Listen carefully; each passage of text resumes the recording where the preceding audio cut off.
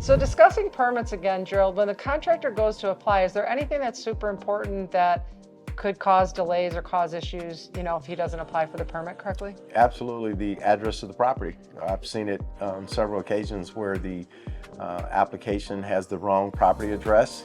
They issue a permit, and then when the contractor calls for an inspection with the city, they call out and say, hey, I'm here to schedule an inspection at 123 Circle Lane, and the contractor says, no, the address is 223 Circle Lane, and that voids the actual inspection until they go back and make the corrections on the actual permit. So it's very important that the applications are filled out correctly. Well, how long obviously that's happened, how long does it take to correct something like that? And I'm talking in a larger municipality. Smaller towns might be a lot easier. We're talking about larger municipalities. In a large municipality, it could take anywhere from a week to 2 weeks, depending on the loopholes and if there's plans with the actual permit that was issued.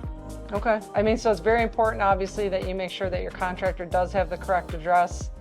Is there anything else that has come up, like something like that could delay the permit process? Contractors that are listed on the permit are the actual contractors that are performing the work, because in many cases the inspectors want to meet the actual contractors there, specifically the plumbing inspector. When they come out to a project, the licensed plumbing contractor that's licensed through the state is mandated is on site. Unlike the general contractor can have a fill-in for him, or the HVAC contractor or the electrical contractor can have someone fill in for them, but the plumbing contractor must be present at the time of a plumbing inspection. So it's going to depend on your municipality. If they require certain people there, you just have to make sure, and that's something your contractor does, but those are some things that could delay, when we do inspections. And do you see delays after an inspection, like the city comes out? Is there anything that could be delayed after they come to do a rough and plumbing or a roofing or electric inspection? Absolutely. The inspector may request additional work be performed, or if there's work that was performed and was improperly performed, they may ask for corrections to be made and then for you to schedule for a reinspection. And reinspections in different cities, it's not a call-in where you just pick up the phone and call and say, hey, I'd like to reschedule my plumbing inspection or my roofing inspection.